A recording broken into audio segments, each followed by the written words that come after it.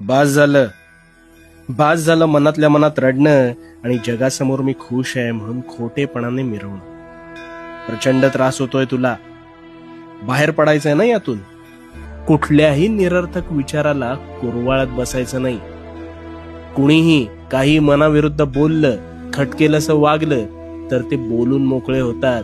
तू मात्र त्याच विचारांनी रडत बसतोस, स्वतःला कोसत बसतोस.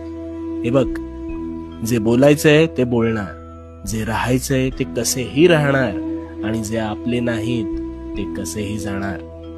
मग अशा वेळेस मुंगी चावली म्हणून तेवढ्या पुरता पाहायचं आणि त्या विचाराला मनात घरटं बांधून न देता ताबडतोब थांबवायचं. स्वतःसाठी थोडंसं बेफिकीर व्हायचं आणि सगळ्यांचा समाचार घ्यायला मी आहे ना. त्यामुळे भिवू नकोस, कारण मी तुझ्या